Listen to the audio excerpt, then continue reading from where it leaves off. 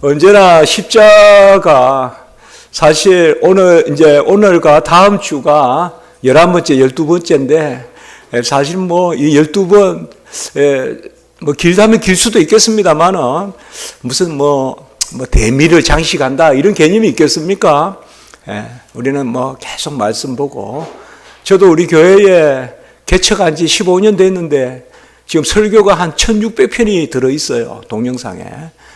우리 그 교회에. 그런 거 보면, 그냥 하나님 말씀도 어디에서 언제 어디까지 배우고 이런 게 아니라 평생.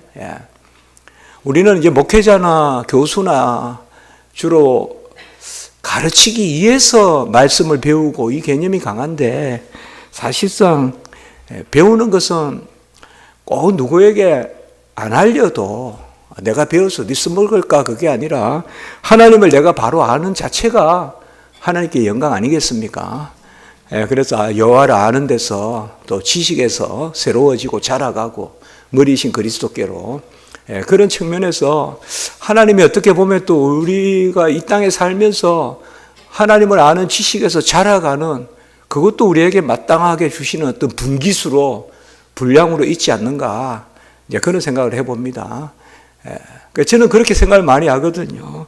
그렇게 배워도 한 번도 가르칠 기회도 없는 우리 성도님들도 저렇게 열심히 배우는데, 하나 배우면 막 10가지로 막 써먹으려고 하는 저 같은 사람이야 얼마나 더 배워야 될까, 이제 그런 생각을 좀 해봅니다.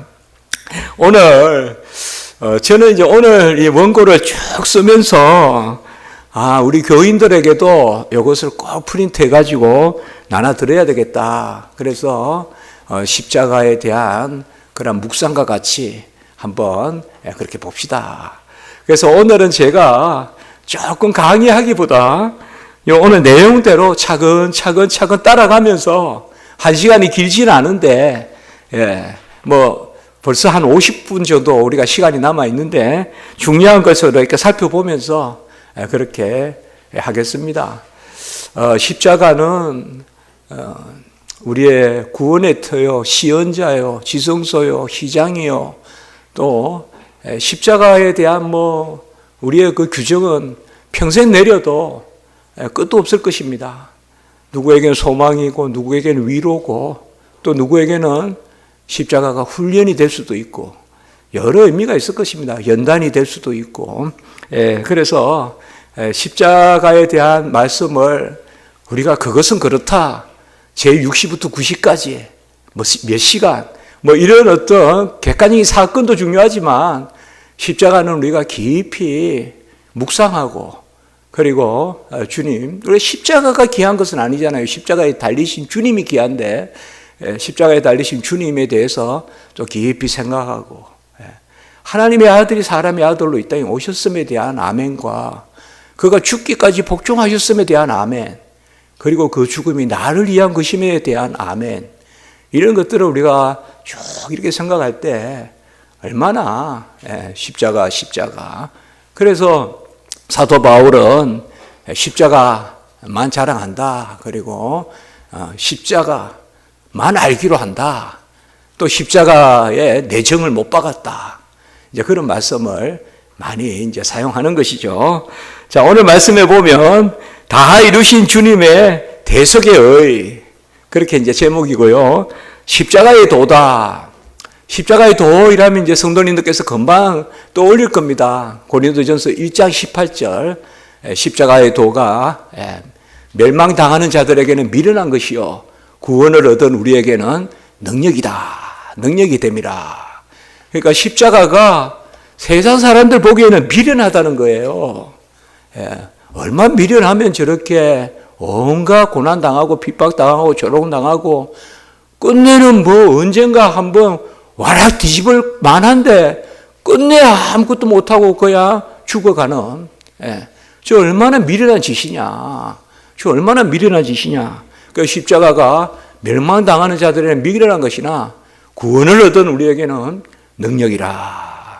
우리 십자가가 없으면 부활이 없고, 부활이 없으면 승천이 없고, 승천이 없으면 하나님이 보좌 우편에서 우리에게 내려주시는 보혜사 성령의 임재가 없거든요. 그래서 우리가 보혜사 성령의 임재, 그래서 그리스도가 내 안에 사심, 그래서 그리스도와 하나가 되어서 우리가 그와 함께 자녀되고 그와 함께 상속자가 되는 그 자리에 서는 거, 그 십자가의 공로거든요. 우리 또 동의 한번 해볼까요? 의, 공로, 각, 순종, 은혜. 이거는 항상 성경에서나 신학에서나 동의어입니다. 그리고 이것은 항상 예수님께만 돌려집니다. 오직 예수 그리스도의 의, 예수 그리스도의 공로, 예수 그리스도의 값, 예수 그리스도의 순종, 예수 그리스도의 은혜. 동의어예요, 동의어예요. 예. 이게 다 예수님의 공로가, 순종이, 예수님의 의가 내 구원의 값이다. 예수님의 은혜가 내 공로의 값이다. 내 구원의 값이다. 그 다 이루심이 바로 십자가에서 주님께서 죽으시면서 선포하신 말씀입니다. 우리는 사도신경을 통하여서 주님이 우리를 대속하기 위하여 동정녀 마리아에게서 나셨고 죽고 부활하셨고 하늘에 오르시고 마지막에 다시 오셔서 우리가 부활하여 그와 함께 영생하는 은혜를 누림, 이것을 매주 고백합니다. 그게 사도신경의 고백입니다. 그래서 칼빈은 사도들의 신앙의 고백, 사도신경에는 그리스도의 탄생에서부터 죽음과 부활에 이르는 그 흐름이 최상의 순서로 배열되어 있다. 그래서 구원의 완전한 요체가 사도신경에 고백되어 있다라고 이렇게 이야기합니다. 신경이 많습니다. 대표적으로 웨스트민스터 신앙 고백서, 그것도 신경이고요. 그리고 하이델베르그 또 신앙 교육서, 무슨 갈리칸, 벨직, 또 헬베틱 많습니다. 프랑스 신앙 고백서, 또 하란 신앙 고백서, 스위스 신앙 고백서, 또 스코틀랜드 신앙 고백서. 이런 신앙 고백서들은 다 교회 회의나 아니면 신학자들이 만든 것입니다.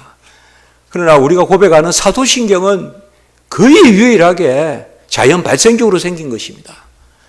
특별히 초대교회에 우리가 알다시피 로마의 어떤 지하 굴 같은 그런 카타콤, 그러한 미로와 같은, 그래서 그런 데서 모여서 이제 죽으면 죽으리라 하면서 신앙생활 하면서, 그래 이제 사도신경 한 거예요.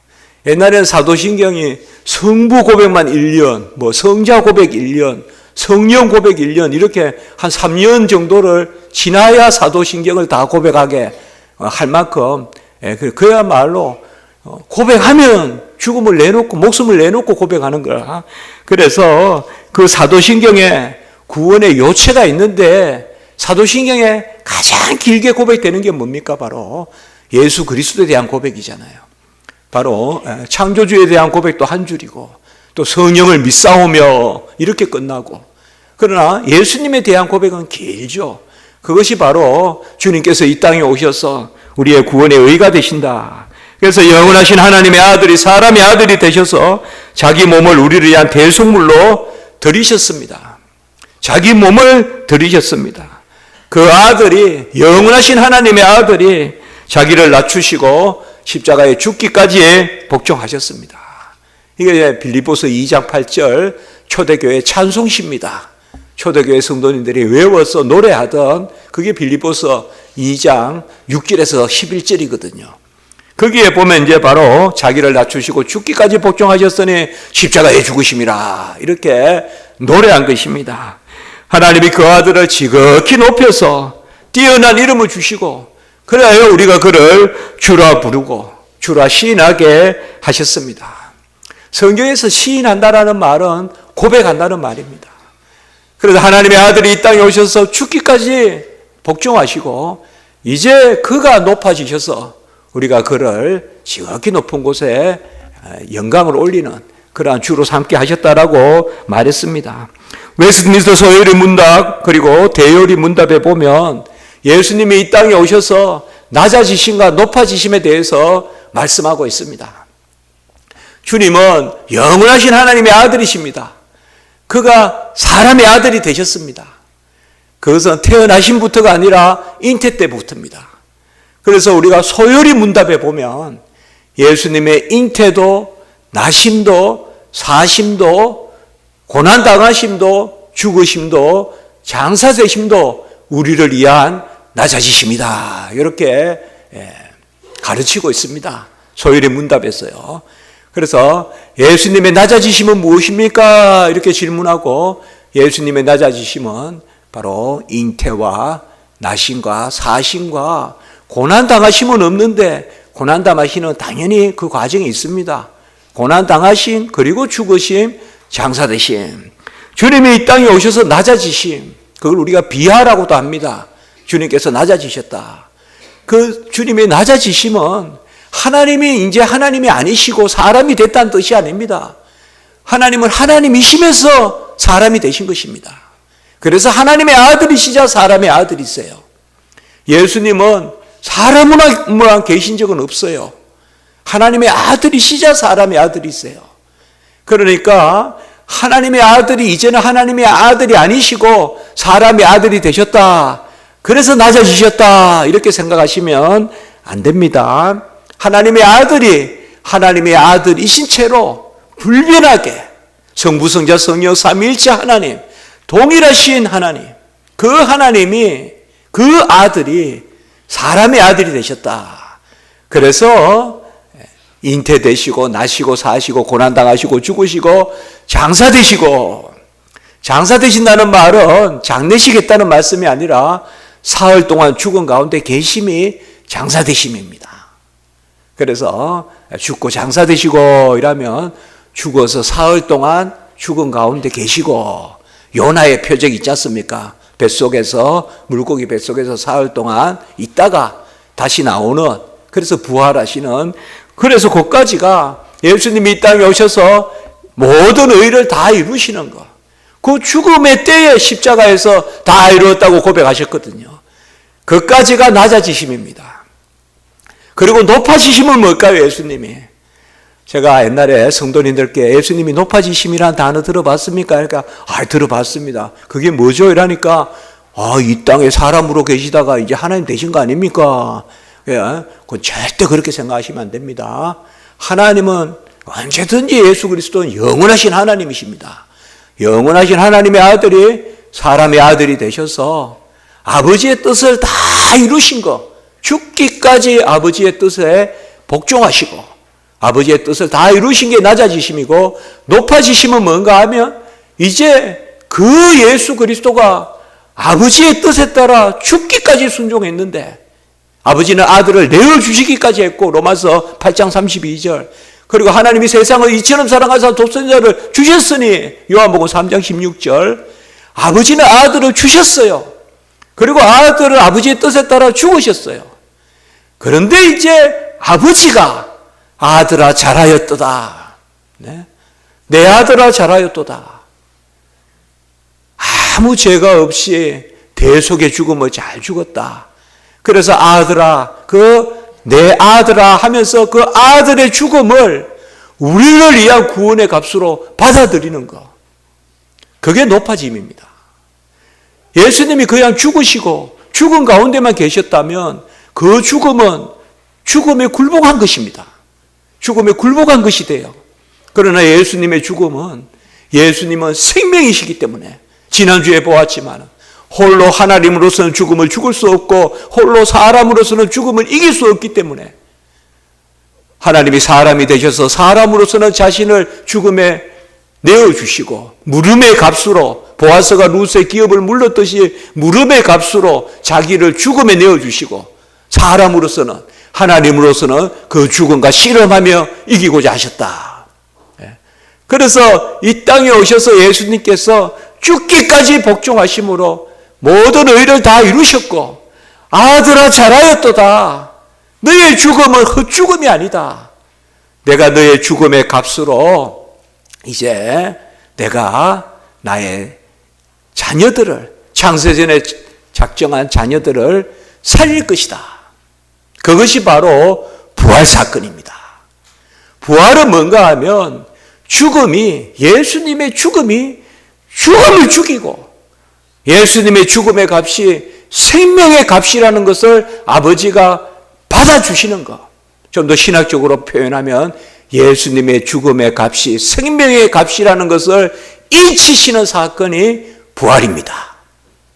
그래서 예수님의 죽음이 그저 사라지고 죽음에 복종하고 죽음의 근세에 죽기가 무서워 사망의 종로로 타는 우리와 같은 그런 죽음이 아니라 히브리서 2장 15절 죽기가 무서워 죽음의 종로로 타는 그런 죽음이 아니라 제사성 사망인데 로마서 6장 23절 그 사망을 이기는 죽음이다. 그것이 이제 부활이거든요. 그래서 예수님의 높아지심은 바로 다 이루신 의를 하나님이 받아주심. 그래서 부활이 예수님의 죽으심이 죽음의 값인데 생명의 값이 되는 사건. 그게 부활이거든요. 그래서 부활이 예수님의 높아지심이에요. 그리고 부활이 예수님이 부활하시고 그리고 이제 40일 만에 승천하시고 그리고 50일 만에 승천하시고 보좌 우편에 계시고 보좌 우편에서 이제 보혜사 성령을 50일 만에 내려주시고 오순절 그리고 때가 되면 재림하시는 거. 그럼 같이 해볼까요? 부활, 승천, 그 다음에 보좌 우편에 앉으심을 제위라고 합니다. 제위. 우리 옛날 선배님들은 제위라고 했어요. 제위. 보좌 우편에 앉으심. 같이 할까요? 제위, 재림. 요 네 가지를 높아지심이라고 했네요. 부활, 승천, 제위, 재림. 낮아지심은 아까 6가지입니다. 낮아지심은. 그 다음 한번 해볼까요? 같이 해보세요. 잉태도, 나심도, 사심도, 고난당하심도, 죽으심도, 장사되심도 6가지죠. 6가지. 그거 이제 낮아지심이라고 해요. 그러니까 낮아지심과 높아지심은 다른 것이 아니라 아들이 이 땅에 오셔서 아버지의 뜻에 따라 아버지의 뜻은 뭔가 하면 하나님이 세상을 이처럼 사랑하사 창세전에 택함받은 우리에게 아들의 죽음의 값으로 우리를 구원하시고자 하는 손양은 목사님의 아들이 동신이 동민이가 있는데 안재선이가 죽였단 말이에요. 안재선이가 그 송양은 목사님 얼마나 귀하신 목사님이에요.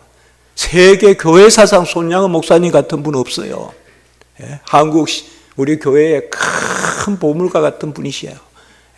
그 손양은 목사님. 폴리캅이 중요한 순교자지만 우리 손양은 목사님 그에 못지않은 순교자님이세요. 일제시대 때도 그 핍박을 당하고 그리고 아들 둘을 잃고 또 끝내 예배 드린다고 낳은 자들 고름을 빨아주고 그렇게 목회하시다가 배를 다 여수만에 준비해 놨는데 혼자 살 수 없다 해가지고 죽으셨잖아요. 그 원리예요. 그 아들 둘을 안재선이 죽였는데 그 미군정청에서 안재선을 이제 총살 사형하려고 하니까 그때 그렇게 이야기한단 말이에요. 제가 전기를 읽어보면 안재선을 죽이면 우리 두 아들의 죽음이 헛죽음이 된다 이거예요. 그래서 내가 입양을 할 테니까 내 두 아들 죽인 동신이 동민이 죽인 그 안재선을 내 아들로 삼아서 내 두 아들의 값이 안재선을 생명이다 이거죠. 그게 바로 꼭 우리가 성경적인 거예요. 아들의 죽음을 대속의 죽음으로 삼으시고 바로 우리를 구원하는 예수, 그 성자 예수 그리스도의 죽음을 우리의 구원의 값으로 삼으시고 예수 아들을 죽이기 위해서 그 아들의 죽음의 값으로 우리를 사시는 보아스가 룻을 사듯이 기업을 물으시는 그 사건이 부활 사건이에요. 부활의 의미는 뭔가 하면 예수의 죽음을 생명의 값으로 사용하시는 거예요. 그래서 죽음이 죽음을 이기는 그래서 제사성 사망이지만 사망아 내 쏘는 것이 어디 있느냐 그 사망에 쏘는 것을 되쏘아서 사망을 이기고 사망을 죽이고 그 사망이 생명의 터가 되게 하는 그게 부활 사건이거든요. 그래서 예수님의 낮아지심과 높아지심이 바로 여기에 있는 것입니다. 주님의 낮아지심은 이 땅에 오셔서 모든 것을 다 이루신 구속사적 성취라고 합니다. 이것을 같이 한번 해볼까요? 구속사적 성취. 구속사라는 말은 이제 바로 하나님이 창조 때부터 지금까지 그리고 앞으로 오실 마지막 때까지 그 전체 역사를 우리가 구속사 혹은 구원사라고 합니다. 그래서 예수님은 이 땅에 오셔서 크게 세 가지를 다 이루셨습니다. 첫 번째는 언약을 다 이루셨습니다. 구약에 280번 가까이 언약이라는 말이 나오는데 예수님이 다 이루셨습니다. 예수님이 다 이루셨어요. 예수 믿으면 모든 다 이루신 언약의 그 복을 우리가 누리는 거예요. 그래서 아담과 맺었던 행위 언약, 그리고 그 이후에 노아와 아브라함과 이삭과 야곱과 그리고 모세와 다윗과 여호야다와 그 모든 언약을 예수님이 다 이루셨어요. 노아와의 자연 언약, 이제 그래서 예수님 이제 마지막 때 오기 전에는 해가 없어지지 않습니다. 달이 없어지지 않습니다. 이제는 더 이상 물심판이 없습니다. 그런 것도 다 예수님이 이루셨습니다. 믿으면 구원을 얻는 그 아브라함의 언약도 다 이루시고요. 그리고 가는 곳마다 우물이 나오고 또 제사를 드리고 하는 이삭의 복도, 12지파의 그러한 조상이 되는 야곱의 복도, 또 하나님이 함께함으로 형통한 요셉의 복도 다 이루었습니다. 그것이 바로 예수님께서 모든 언약을 이루시고 또 예수님께서 모든 절기를 다 이루셨습니다. 예수님은 유월절 양이십니다. 고린도전서 5장 7절. 그리고 세상 죄를 지고 가는 하나님의 어린 양이십니다. 요한복음 1장 29절. 다 이루셨습니다. 아멘. 주님이 이 땅에 오셔 다 이루셨어요. 그래서 유월절 양이세요. 주님이 유월절 양으로 드리셨어요. 다 이루셨어요. 오순절 77절, 맥추절 다 이루셨어요. 초실절 다 이루셨어요. 주님께서 부활의 첫 열매가 되시고, 그리고 우리가 주님과 함께 그 열매가 되는, 그래서 우리에게 바로 구원의 열매가 되는 갈라디아 5장 22절 예수님이 다 이루셨어요.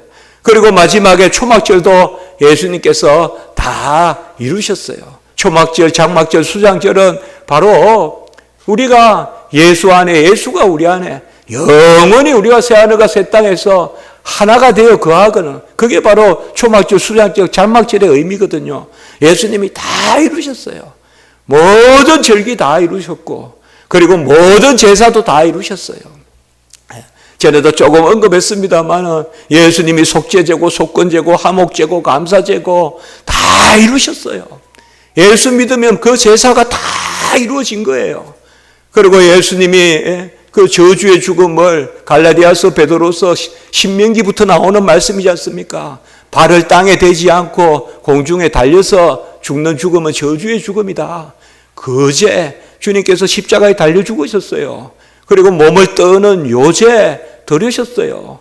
온몸을 떨고 관절을 그냥 마모되고 뼈가 뼈를 파고 들어가는, 눈이 뒤집히고 잇몸에 그냥 이가 그냥 파고 들어가고, 그게 십자가 사건이에요. 그거 다 이뤘어요. 요제 다 이뤘어요. 소제 다 이루셨어요.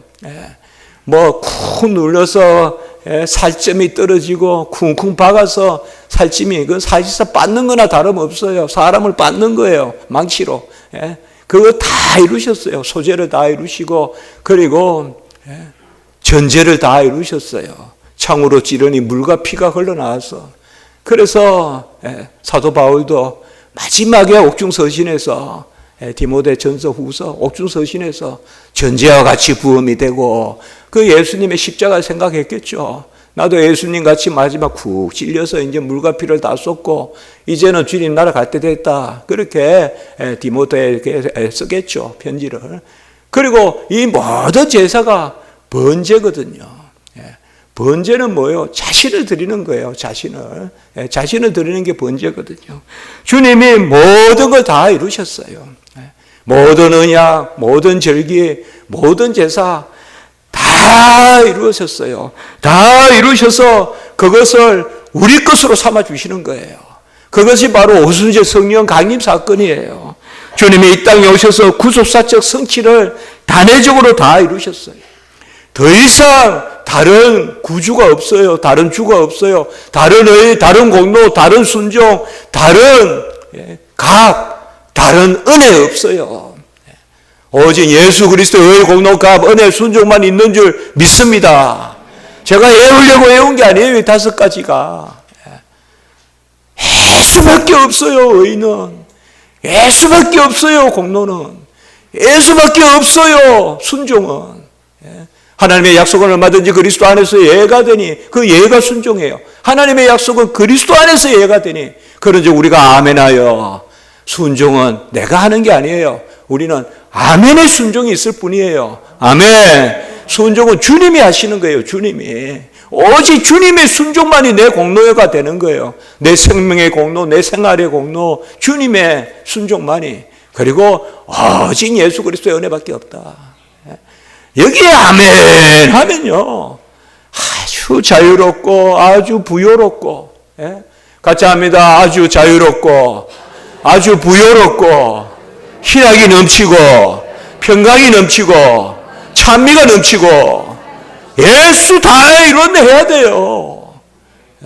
예수 다 이뤘네, 덜 이뤘네 하면 안 돼요. 0.00001도 덜 이룬 거 없어요. 우리는 새하늘과 새 땅까지 갈 공로를 이미 콱 못 박았어요. 도장 찍었어요. 인쳤어요. 그래서 성도의 견이, 이것도 우리가 지지난주에 봤습니다. 저만 기억하는지 모르겠는데 뭐 들은 적 없어요. 그러면 안 됩니다. 이제 주님이 다 이루신 것을 우리에게 부어주시는 방식이 뭔가 하면 보혜사 성령의 임재입니다. 그래서 아버지의 약속하신 것을 부어주셨느니라. 사도행전 2장 33절 보혜사 성령을 부어주시면 그리스도가 다 이루신 게 내게 됩니다. 그래서 자녀가 되고 상속자가 되고 그가 이루신 모든 의가, 왜요? 주님은 자신을 주셨기 때문에 그 자신이 우리 속에 들어오시는 거예요. 예수님이 다 이루신 것은 소유가 아니라 존재다. 이런 것을 우리가 한 10주 동안 그래도 조금 봤습니다. 조금. 여러분 성경 말씀은 그렇게 기억이 안 난다고 안 듣는 게 아니에요. 예배도 마찬가지입니다. 안 느껴진다고 은혜가 없는 거 아니에요. 안 맞았던 해도 비는 내려 있고 그렇습니다. 그래서 이렇게 자다가라도 들으면 급하면 바른 대로 뛰어가요. 같이 합니다. 말씀 듣는데 나 자신을 데려다 놓자. 저는 그렇게 생각해요. 기도도 하나님이 나를 보게끔 하나님 앞에 나를 좀 데려다 놓자. 그러면 하나님 나를 보시잖아요. 하나님이 나를 보시는 그 하나님의 눈동자에 맺힌 내 모습이 내 모습이거든요. 그러니까 성도의 신앙생활은요, 예배에 잘 참석하고 말씀 잘 듣고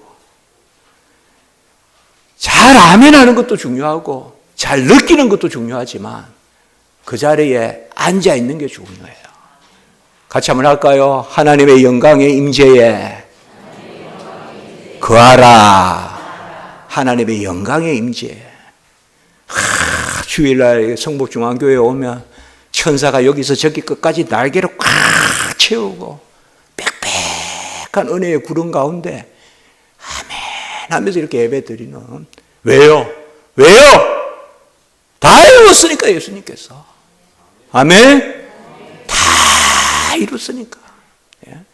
그래서 십자가를 통하여 봐야 꽃실이라든지 성막은 꽃실이고 꽃실이 무슨 의미가 있을까 하지만 나중에 예수님이 다 이루심을 보면서 구약으로 다시 돌아가 보면 주님이 뭐예요? 내 몸이 성전이라 그러셨잖아요.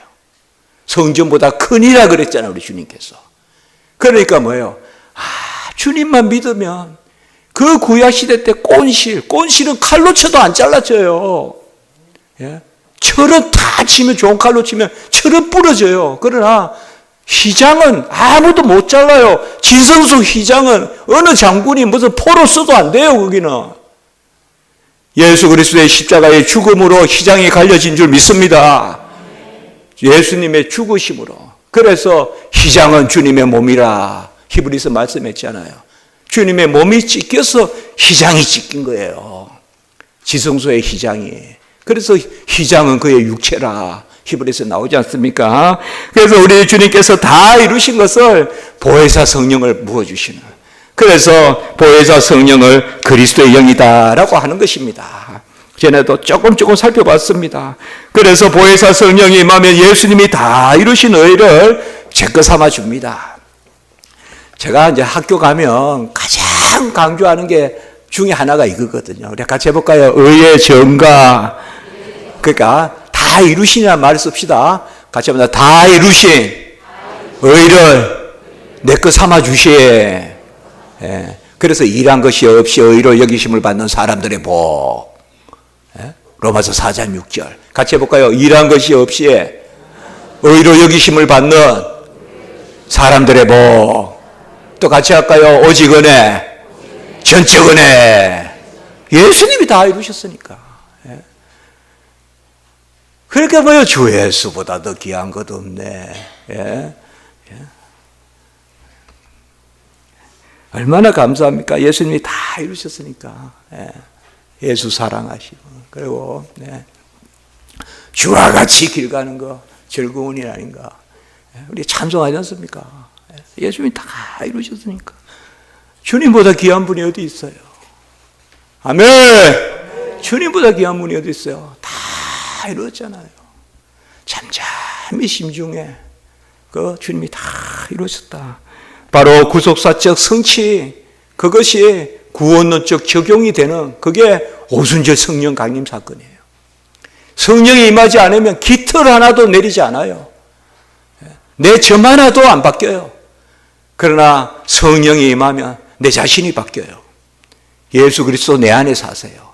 그래서 임마누엘 하나님, 예수라는 이름에 구원을 다 이루신가, 임마누엘이라는 이름에 예수 하나님이 우리 안에 사심의 역사가 일어납니다. 보혜사 성령이 임하면. 이제 두 번째입니다. 우리 구원을 위한 대리적 속죄의 주것입니다. 같이 해볼까요? 대리적 속죄. 예. 요게 약자로 대속입니다. 대속. 대속이다 이라면 대리적 속죄. 대리란 말은 뭔가 하면 주님의 이름으로 행하신 것이 다 내 것이다. 요게 대리입니다. 우리가 저도 법을 배웠지만은, 예, 저 길넘어에서 법 배웠는데, 예, 법을 배웠지만, 예, 변호사를 우리는 법률 대리인이라 그러거든요. 법률 대리인. 변호사 이름으로 합니다. 법률 행위를. 그러나 모든 효과가, 법률 효과가 다 위임한 사람, 의뢰한 사람에게 있습니다. 변호사에게 돌아가는 게 아니라. 그 정확한 용어예요. 대리라는 말. 예? 예. 영어하고 라틴어가 똑같은데 비카라고 하거든요. 대리인. 예수님은 대리인이에요. 예수님의 입으로 행하셨는데 모든 효과는 다 우리 거예요. 다 우리 거예요. 하나도 예수님이 취할 것으로 여기지 아니하시고 다 우리 거 삼으시려고 이 땅에 오신 것부터가 우리를 위하여 오신 거예요. 하나도 1.1핵도 주님께서 취할 것으로 여기지 아니하시고 다 우리 거 삼아 주시려고 그 대리적 속죄, 그게 대속이에요.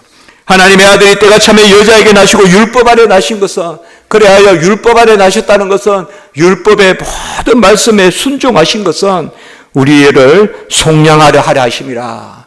율법 아래에 있는 자를 속량하려 하십니다. 우리는 스스로 율법 아래에서 아무도 순종으로 의롭다 함을 받을 수 없어요. 마음과 목숨과 뜻과 힘과 정성을 다하여 하나님을 사랑하라. 어떻게 합니까? 우리는 원죄에 속하고 자범죄에 속하고 머리에서 발끝까지 성한 곳이 없고 전부 다 터져 있고 본질상 진노의 자녀고 남에서부터 사망의 종로로 하고 죄의 종이고 어찌 우리가 스스로 구원합니까? 절벽에 떨어지는 수레가 스스로 어떻게 설 수 있습니까? 움직일수록 더 급속도로 떨어질 뿐이죠. 그때 주님이 오셔서 바로 우리를 구원하시는 거죠. 그래서 주님의 전생의 의가 다 우리의 대속의 의입니다. 잉태도 나의 잉태를 위한 것이요.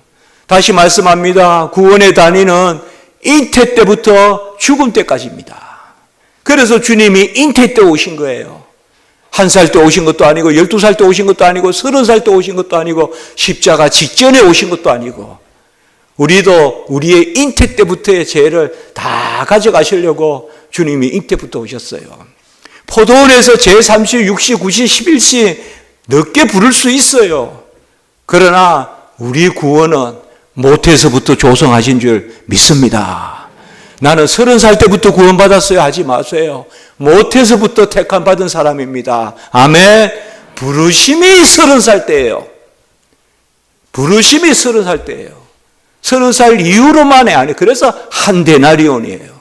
늦게 와도 한 데나리온, 일찍 와도 한 데나리온은 뭔가 하면 영생을 이야기하는 거예요. 늦게 온다고 영생의 절반만 주시는 게 아니고 아주 늦게 온다고 영생을 한 8분의 1만 주시는 게 아니고 그래서 항상 그 생각해야 돼요.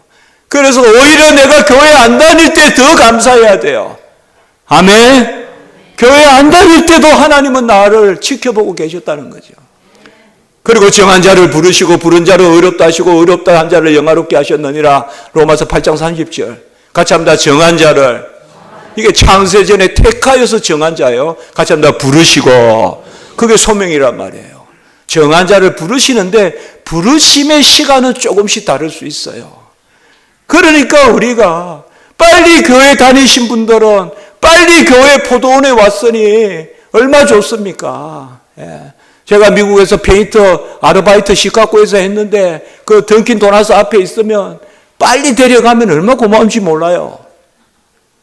그래 한 10시까지 있다가 11시까지 있다가 안 데리고 가면 그냥 도시락만 가지고 다시 집에 와요. 예. 제가 시카고의 페인트 공이었어요. 네. 6개월 동안. 그때 그 생각을 해봤어요. 예. 빨리 주인의 포도원에 들어가는 게 복이구나.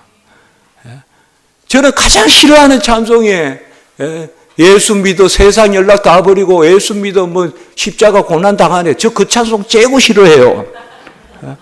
예수 믿어 즐겁지 왜 고난을 당해요? 저는 그 찬송 이해가 안 돼요. 세상이 괴로운 곳이죠. 그래서 빨리 믿은 분들은 감사하고 늦게 믿은 분들은 또 감사해야 돼요.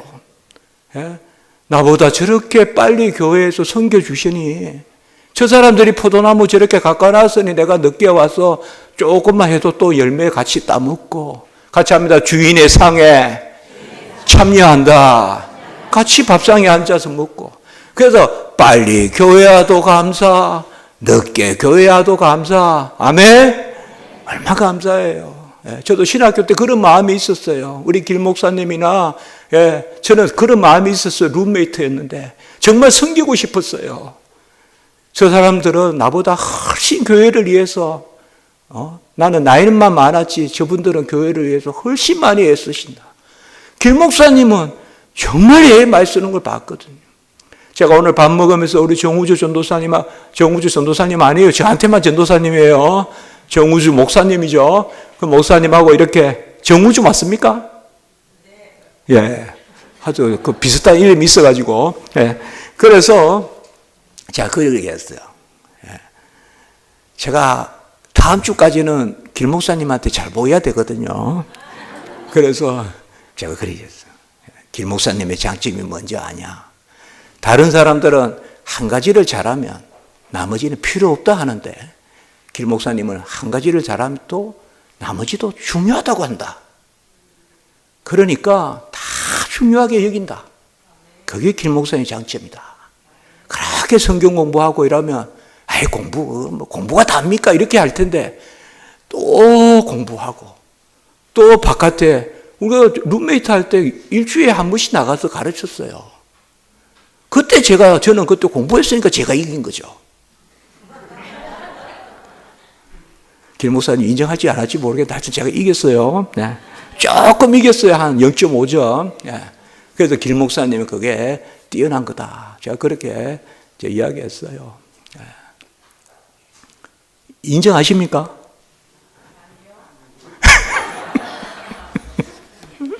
아니, 길 목사님이 두루 잘하신다고. 예. 주님이 이 땅에 오셔서 우리의 모든 의를 이루어 주셨어요. 하나님이 우리를 사랑하시사 독생자를 주시고 아들을 아끼지 아니고 내어주셨어요. 우리가 하나님을 사랑한 것이 아니라 하나님이 우리를 사랑하셔서 자기 아들을 화목제물로 내어주셨어요. 주님은 아무리 은혜를 베풀어도요 모자라지 않아요. 감사하시기 바랍니다.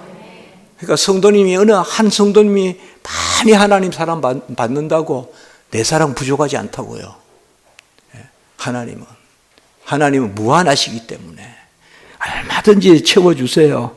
하나님이 우리를 먼저 사랑하시고 내리 사랑하시고 무조건 사랑하시고 절대적으로 사랑하시고 끝까지 사랑하실 줄 믿습니다.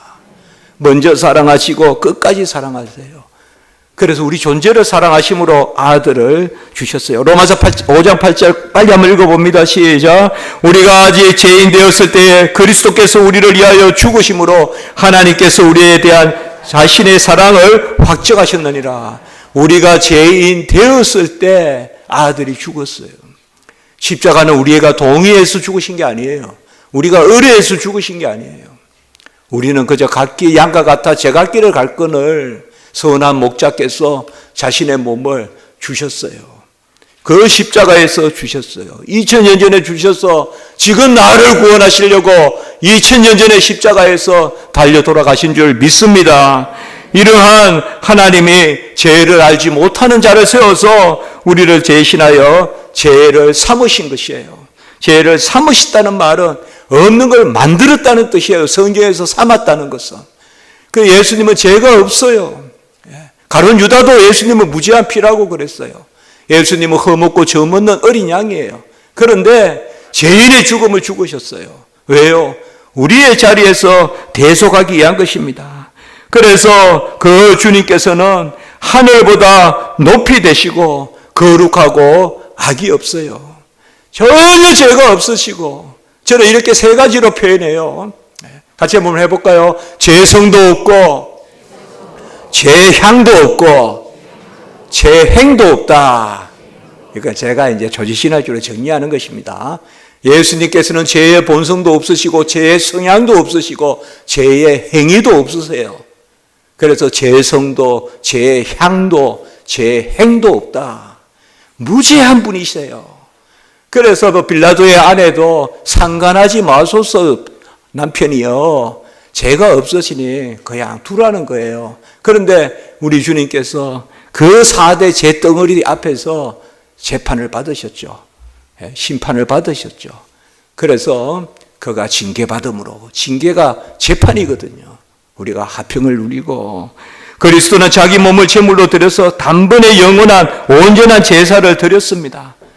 이 세 단어도 저는 아주 중요하게 항상 암송하듯이 합니다. 같이 합니다. 단번에 영원한 온전한. 성경에서 온전하다는 말은 완전하다는 말입니다. 짐승의 제사는 우양을 드리는 것은 반복해서 드립니다. 그리고 아주 도랑의 피가 찰 만큼 잡아서 드립니다. 그러나 예수님은 이제 참 제사를 드렸습니다. 모형의 제사가 아니라 실체의 제사를 드렸습니다. 자기 몸을 드렸어요. 구약은 그림자고 신약은 몸이라고 골로새서에서 하지 않았습니까? 그렇기 때문에 자기의 몸을 드렸으니까, 실체를 드렸으니까 이제는 더 이상 제사가 없습니다. 그래서 단번에 영원한 온전한 제사를 드렸다. 히브리서에 아주 자주 나오는 표현입니다. 단번에 영원한 온전한 제사를 드린 줄 믿습니다. 그래서 그 찢긴 휘장이 새로운 살 길이다. New living way. 새로운 살 길이 이제는 예수의 그 찢긴 휘장인데 그 찢긴 휘장이 예수의 몸이다라고 이렇게 히브리서에서 말씀하고 계시는 것입니다. 우리가 범죄한 것이기 때문에 예수님께서 죽으셨습니다. 우리가 죄가 없다면, 우리가 타락이 없다면 왜 예수님께서 이 땅에 오셨겠습니까? 우리 죄 때문에 오셨습니다. 우리를 구원하러 오신 줄 믿습니다. 죄도 없고 죄도 알지도 못하는 분이 죄사함을 받게 하는 회개의 세례를 받았습니다. 세례는 죄 있는 사람이 받는 거예요. 죄사함의 회개의 세례라고 했어요. 그러나 주님은 죄가 없으시면서도 이래하여 의를 이루며 합당하다 하시면서 세례를 받으셨어요. 그 의는 바로 대속의 의입니다. 죄가 없으신 분이 죄인이 받는 세례를 받고, 죄가 없으신 분이 그 4대 잿덩어리 앞에 제가 안나스, 가야바, 헤롯, 빌라도, 저는 그 4대 잿덩어리라 그래요. 읽어보면 최고 간악한 사람들이에요. 둘은 제사장이고 하나는 왕이고 하나는 총독이고, 그 아주 잿덩어리들 앞에서 죄 없는 분이 심판을 받으시고, 우리가 버림받아야 할 텐데 주님께서 엘렐리라바 사박다니 우리 대신에 버림받으시고, 우리가 죽어야 할 텐데 끝내 주님이 죽기까지 복종하시는, 영원히 떠나가시니라 죽으신 것입니다. 바로 주님께서 우리를 살리려고, 우리를 구원하시려고 이 땅에 오신 줄 믿습니다. 3페이지에 보시면 우리는 다 양과 같아 그릇 행하여 제 길로 갔습니다. 우리는 동의조차 하지 않았습니다. 전에 제가 한번 그렇게 믿음할 때 했죠, 여러분들. 동의해서 믿은 것도 아니에요. 막 벗어나려고 해요. 우리는 도망가려고 해요. 불가역적인 은혜로 믿음을 선물로 주셔서 우리는 양과 같이 다 그릇 행하여 각기 제 갈 길로 갔거늘, 행여라도 제가 어느 순간에 마음을 잡아서 뭐 하던 것을 끊어서 그래서 교회 다니게 되었어요 라고 생각한다면 그것은 잘못된 생각입니다. 우리가 굳이 교회 다닌 것을 묻는다면 창세전에 택함 받아서라고 밖에 말할 수 없습니다. 나의 어떤 정서, 혈통으로나 내가 어느 집에 태어났다고 다 교회 다니는 거 아닙니다. 혈통으로나 육정나 사람의 뜻으로 난 것이 아니라 오직 하나님께로 난 자들이라. 같이 합니다. 오직 하나님께로 난 자들이니라. 바로 택함 받은 자들입니다. 요한복음 1장 13절에 바로 우리의 유월절 양 세산제를 지고 가는 하나님의 어린 양, 자기 몸을 우리를 위하여 우리 때문에 우리 대신에, 이것도 제가 한번 나누었습니다. 이걸 우리가 구원의 전치사라고 합니다. 구원의 전치사. 같이 합니다. 날 위하여, 나 때문에, 내 대신에 주님 죽으셨네. 그러니 내가 주님을 죽인 거죠. 우리가 그를 죽였도다. 사도행전 3장 15절. 우리가 그를 죽였도다. 우리가 죽인 그를 하나님이 살리셨도다. 우리가 이 일의 증인이로다. 이게 초대교회 설교거든요. 사도행전 3장 15절. 우리가 그를 죽였다.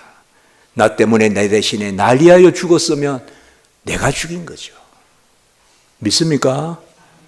내가 죽인 거예요. 우리가 죽인 거예요. 우리가 죽인 그를 하나님이 살리셨도다. 우리가 이 일의 증인이로다. 이렇게 설교하는 것입니다. 우리를 위한 기업 물을 자가 되셨습니다. 세 번째 보면 같이 합니다. 기업 물을 자. 이거는 이제 이 단어가 고엘이라고 하거든요. 고엘. 아주 중요한 단어라. 히브리어로 고엘. 여기 루키입니다. 루키의 기업 물을 자 많이 나오지 않습니까? 그래서 바로 보아스가 모한 여자 룻을 단지 소유로 보리 몇 호밀, 몇 대박 더 준 것이 아니라 이삭을 해가지고 일부러 이삭을 막 떨어뜨리라 하고 그런 배려했잖아요. 그러나 그건 소유고, 이제 기업을 물은다는 것은 값을 치르고 존재를 사는 거예요. 모함 여자를 바로 유다 지파로 드리는 거예요. 그래서 한 몸의 부부가 돼요. 그래서 그곳에 이제 오벳이 나고 이세가 나고 이제 그렇게 하지 않습니까? 그겁니다. 기업 물을 자. 거기에 보면 인용한데 종의 신분을 입으신 때로부터 그리스도로 우리를 구속하시려고 해방의 값을 치르기 시작하셨다. 같이 합니다. 해방의 값. 이게 이제 뭐예요? 이전의 굴레로부터, 이전의 이방으로부터 이제 우리는 뭐예요? 중심으로, 본질로 하나님의 백성으로 자유롭게 되는 것입니다.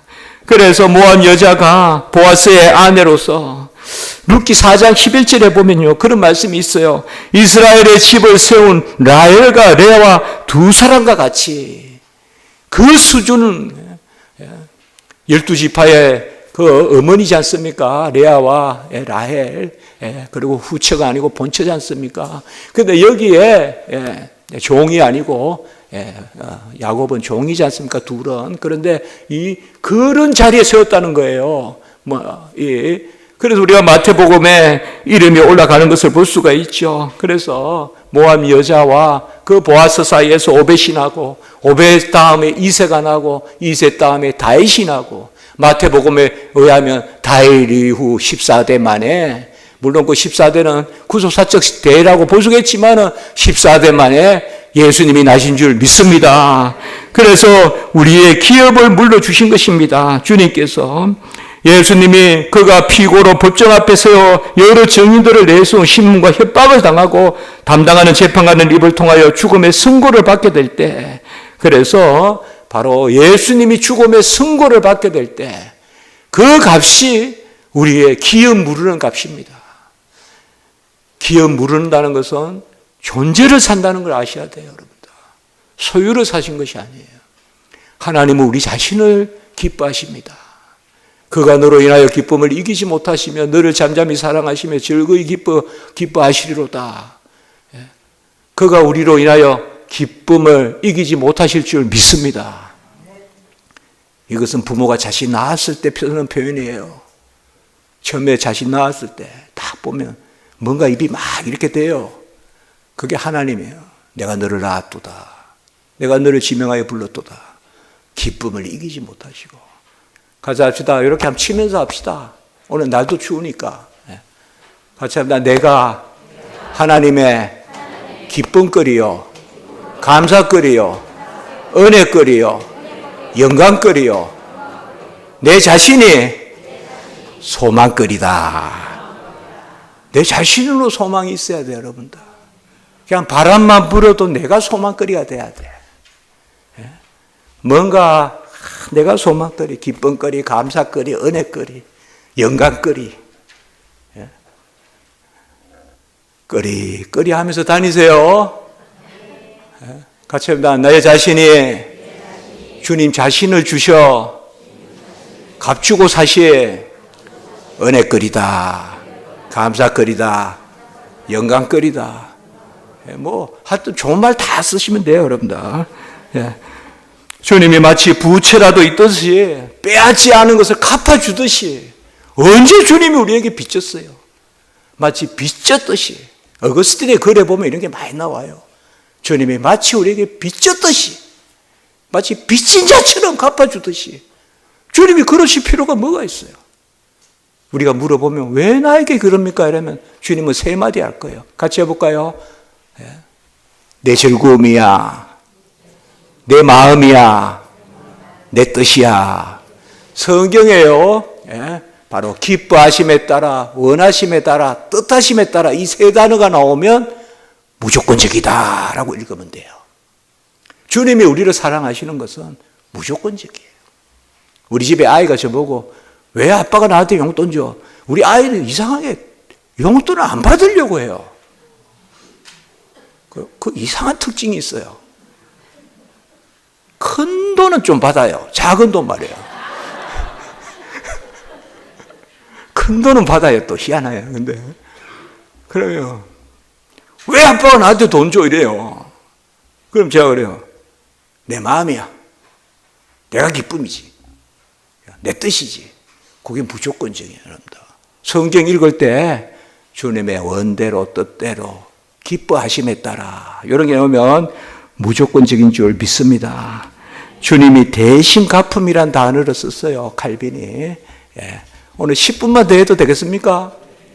10분만. 오늘 바깥에 나가면 춥습니다. 저 여기 나가기 싫어요. 좀 여기 그냥 밤새 있으면 좋겠는데 10분만 더 있다 갑시다. 자, 같이 합니다. 대신 갚음. 요 단어는 영어도 비슷해요.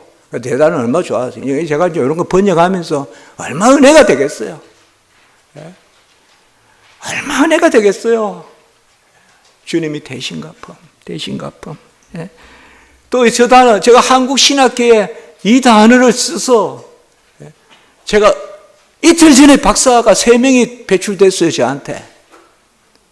3명이 또 박사가 나왔어요, 조지신학 박사가. 하나는 바르트 비판하는 책 썼고, 박사 논문 썼고, 또 한 사람은 칼빈과 툴레틴이라는 학자 비교했고, 또 한 사람은 툴레틴만 가지고 썼고. 근데 그때 다 대표적으로 많이 다루는 게 물음이에요. 저는 물은다는 단어가 너무 좋아요. 주님의 물으심으로 기업을 물러주시고. 그래서 제가 이 한국 신학계에 물음이란 말을 많이 써요. 그래서 많이 써요. 이제 요새는 신학자들이 물으다. 왜 제가 보아스가 룻을 물은, 옛날에는 배상, 보상 이런 말을 많이 썼는데 그걸 다 포괄해서 한 단어로 물음. 물음의 뜻은 값을 치른다는 뜻, 첫 번째로. 두 번째는 자신을 산다는 거. 그저 소유를 사는 게 아니라, 어제 무슨 과자 하나 사왔다가 마음에 안 들어서 과자 하나 물으는 게 아니라 사람의 존재를 물으는 거. 모함 여자를 유다 지파 사람으로 만들어버리는, 하나님의 성민이 되게 하는, 그게 물음이거든요.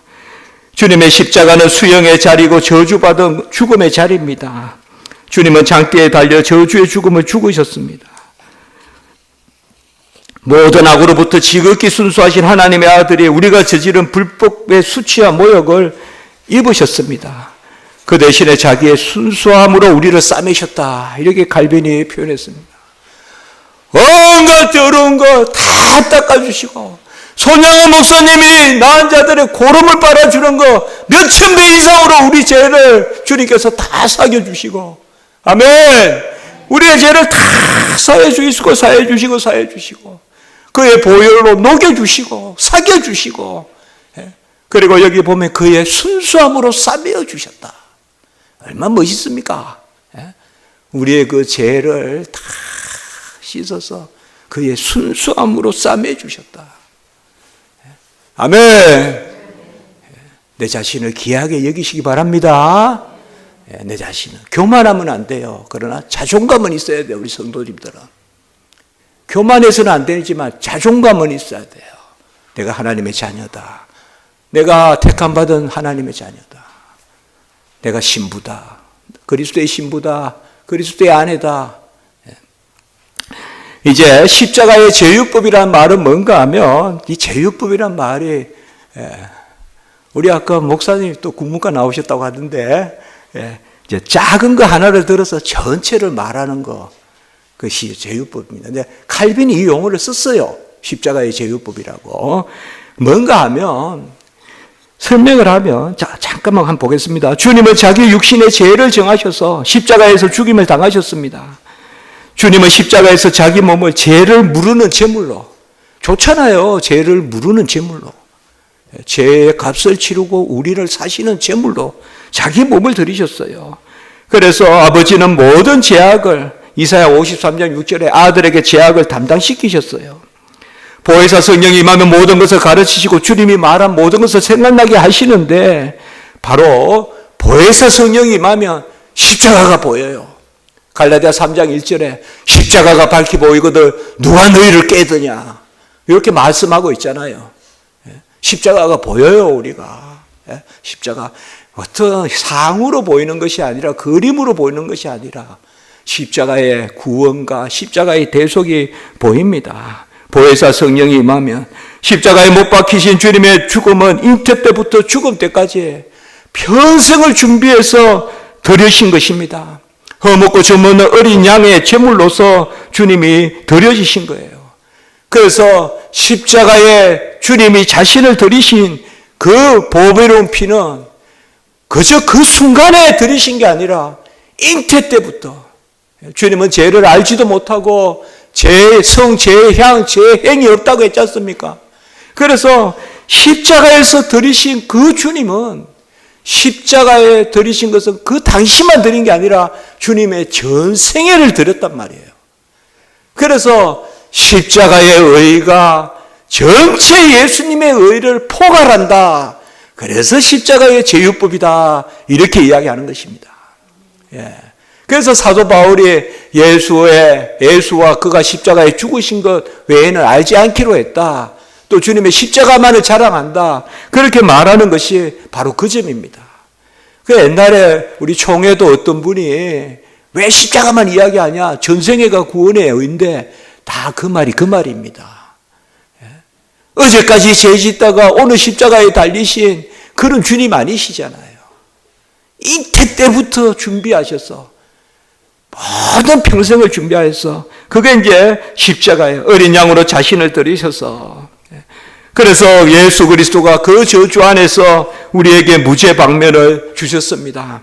주님은 모든 사람을 위하여 죽음을 맛보셨습니다.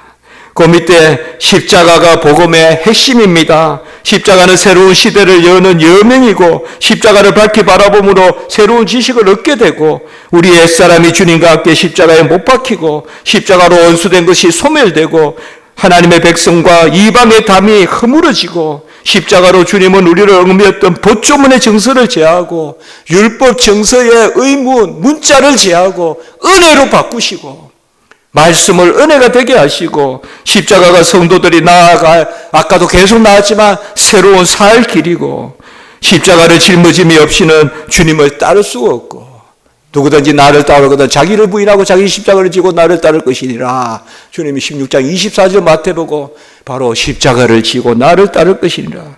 오직 십자가의 용서, 화목, 칭의, 희생만이 우리의 헛된 무지소의 질병과 죽음을 이기는 참비신 예수 그리스도가 이 땅에 오셔서 우리의 영광의 주가 되시는 그 터가, 그 자리가 바로 십자가인 줄 믿습니다. 그러므로 칼빈은 천개의 나무 십자가, 돌 십자가를 만드는 것보다 갈라디아 3장 1절에 교훈이 더 귀하다. 십자가가 밝히 보이거늘. 십자가가 우리의 구원의 주라고 했습니다. 이건 우리가 저번에 우상 다룰 때 했었습니다. 천개의 나무 십자가보다 갈라디아 3장 1절의 말씀이 더 귀하다. 그래서 제가 이렇게 라틴어로 십자가의 학교에서 배우자. 저는 십자가가 참 좋습니다. 감사하고요. 가장 따뜻하고요. 가장 넓고. 우리가 보면 뭔가 자세히 볼 때는 손으로 오므리잖아요. 이렇게. 요래야 잘 보이잖아요.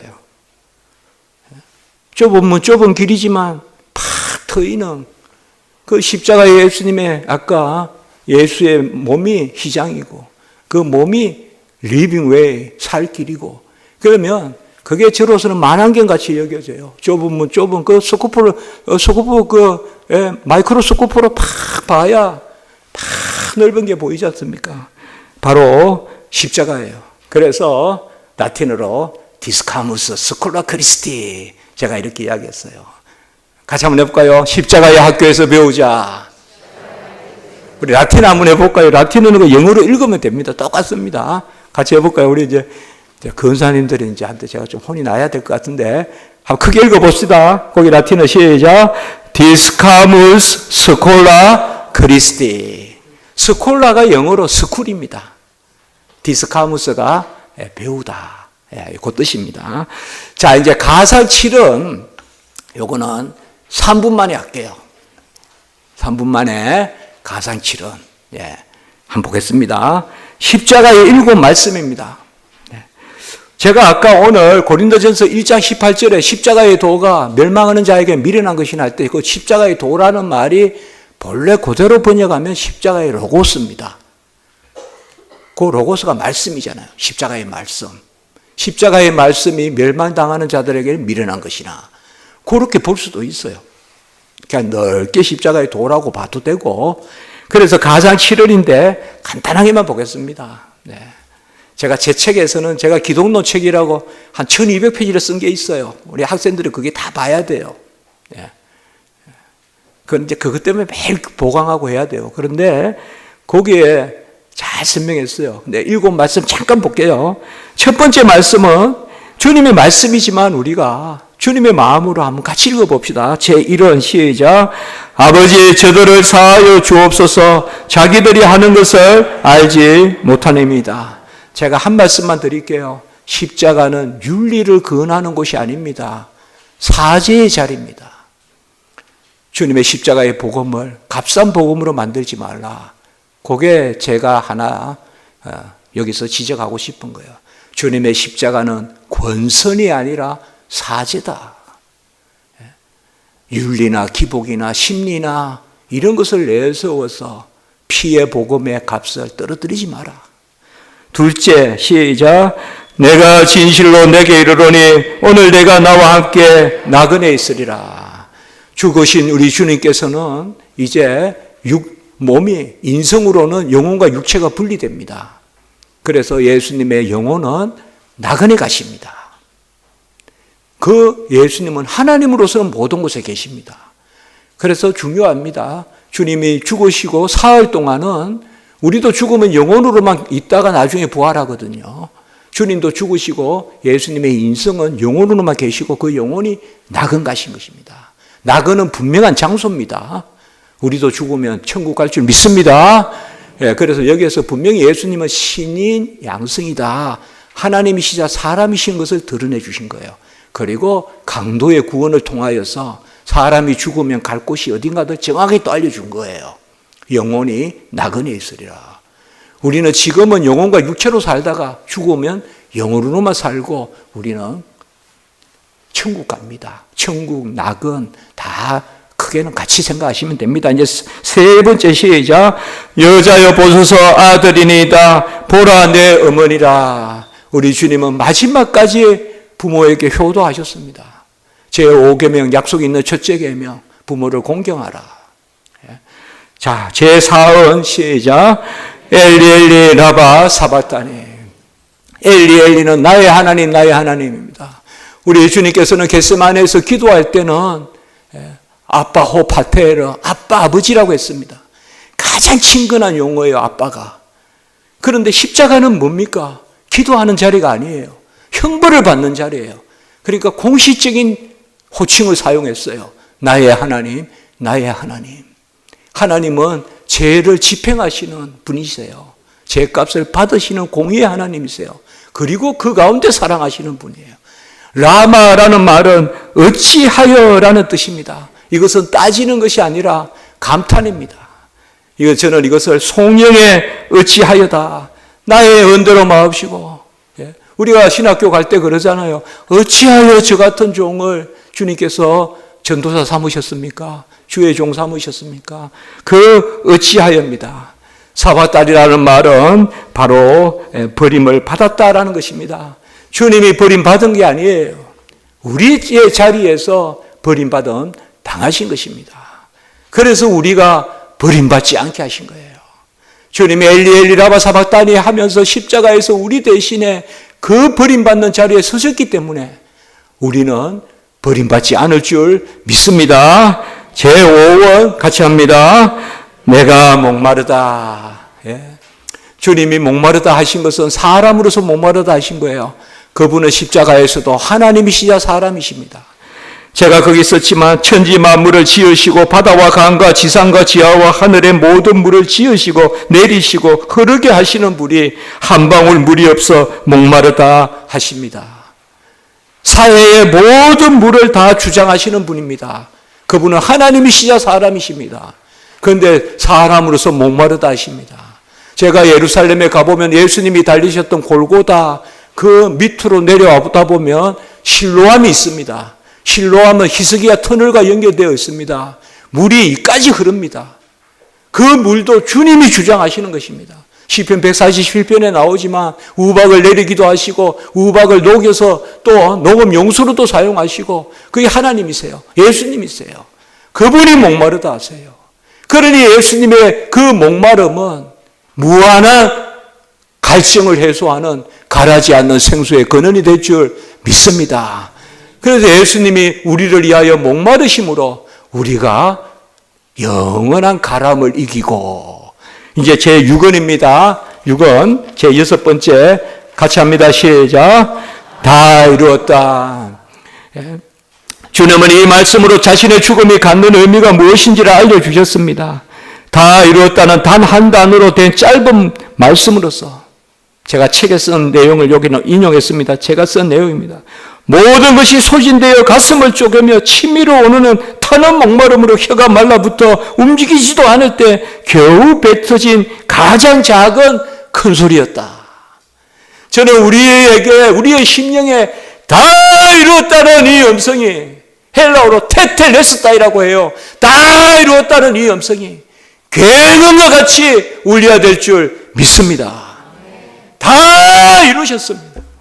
나를 위하여 나 때문에 내 대신에 다 이루신 줄 믿습니다. 언약과 절기와 제사 다 이뤘어요. 예수 한 분으로 완전해요, 충족해요, 종결되었어요. 그게 다 이뤘다는 거예요. 혀가 천장에 붙고 눈이 뒤집히고 뼈는 마모되고 왜 주님이 그 가운데 소리 낼 수 없는 가운데 소리를 내셨을까요? 바로 있을 죽음을 바라보시면서 다 이루었다. 우리가 이 음성이 들려야 돼요. 이 음성이 들려야 돼요. 왜 부족하듯이 모자라듯이 여기 기웃 저기 기웃합니까? 왜 여기 따라다니고 저기 따라다닙니까? 예수 한 분만 바라보시기 바랍니다. 예수의 의도 공로도 값도 은혜도 순전도 없는 줄 믿습니다. 예수만 따라가야 돼요. 예수만. 예수가 즐겁고 예수가 감사고 예수가 기쁨이고 예수가 무한이고 예수가 충만이고 예수가 부요고 예수가 소망이고 주 예수보다 더 귀한 것 없네. 예수요 다 이루었다 이 말이에요. 다 얼마나 감사해요. 내가 좀 헐벗으면 어때요? 내가 좀 추우면 어때요? 내가 좀 배고프면 어때요? 주님의 다 이루신 의가 내 것인 줄 믿습니다. 그래서 내 영혼을 아버지의 손에 부탁하나이다 하면서 죽으셨어요. 이 죽으심이 우리의 죽음까지의 대속입니다. 그래서 이게 가상칠언입니다. 오늘 그 밑에 우리 찬송가가 있습니다, 여러분. 그 밑에 있죠. 주 달려 죽으신 십자가. 이건 아이작 와츠가 작곡한 거예요. 유명한 작곡가입니다. 어떤 사람은 루터와 와츠가, 루터도 작곡을 잘했어요. 작사 잘했습니다.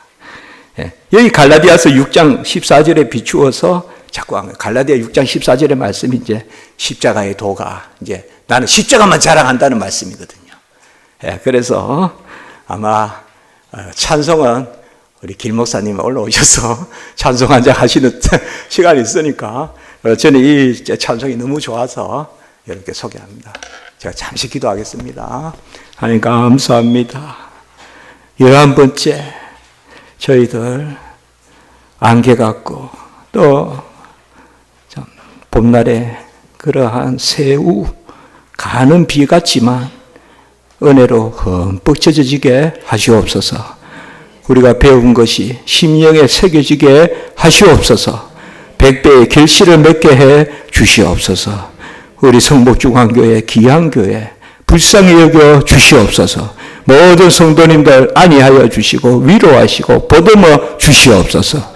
특별히 우리 장로님들 또 우리 직분 맡은 분들 다 붙들어 주시고 또 곧 직분 받으실 분위에 하나님 함께해 주시옵소서. 특별히 우리 사자 목사님, 담임 목사님 붙들어 주셔서 영육간에 강건하게 하시고 큰 종 되고 부족한 종은 이 성복중앙교회가 강북의 최고의 복음의 교회가 되기를 원합니다. 이러한 큰 역사, 부흥의 역사가 이 터에서, 이 고대 앞에서 일어나게 해 주시옵소서. 예수님의 이름으로 기도드리옵나이다. 아멘.